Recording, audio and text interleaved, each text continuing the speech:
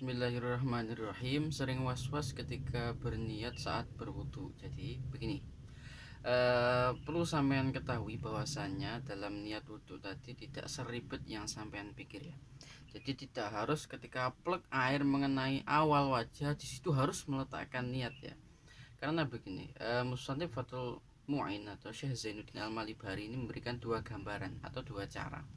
Yang pertama, ketika sampai tadi dari awal mula berwudu, ketika itu kan disunahkan membasuh dua telapak tangan ya. Nah, ketika membasuh dua telapak tangan ini Anda sudah memasang niat, dan kemudian niat tadi terus sampai istishab, sampai lanjutkan sampai membasuh bagian dari wajah, ini sudah dianggap mencukupi ya, sudah dianggap mencukupi. Jadi ketika melaksanakan sunnah sebelum membasuh wajah, sampai sudah meniatkan untuk wudhu, niat wajib ya, lalu istishab niat tadi diteruskan sampai membasuh bagian wajah, ini sudah dianggap mencukupi untuk niat wudhu, karena sudah ada iktiron berbarengan antara niat dan membasuh wajah. Ini kasus pertama. Itu bisa dibaca di Fathul Mu'innya, wala yakfi qarnuha bima qablahu haitsu lam yastashabha ila ghusli syai'in minhu.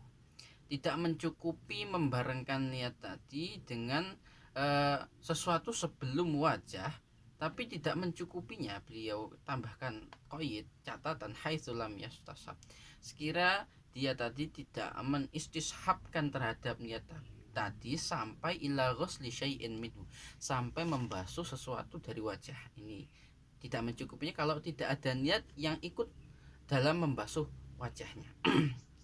Wama qoronaha huwa awaluhu, dan apa yang berbarengan dengan niat tadi, maksudnya anggota wajah yang terkena basuhan, di mana dia yang berbarengan dengan niat, huwa awaluhu, itu yang disebut awal dari basuhan tadi.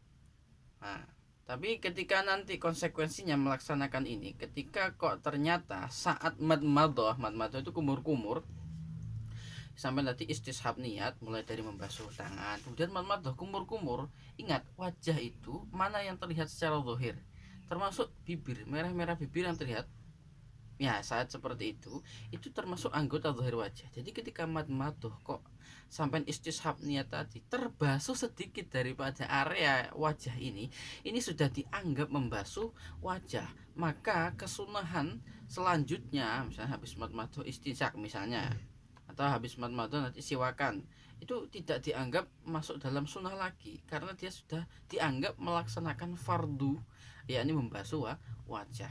Maka gugurlah kesunahan madmadohnya. Kesunahan madmadoh itu beliau lanjutkan keterangannya, faya fatafudu sunnatul madmadati inin ghusala ma'aha syai'un minal wajhi, maka menjadi gugurlah kesunahan madmadoh ketika sesuatu dari wajah sedikit saja itu ikut terbasuh saat istishabun niat tadi, saat berniat tadi ya. Contohnya apa? Kahamratus syafati, seperti merah-merahnya bibir, pada niati, setelah adanya niat tadi. Niatnya kan mulai dari membasuh tangan, ini kan yang beliau jelaskan awal tadi ya.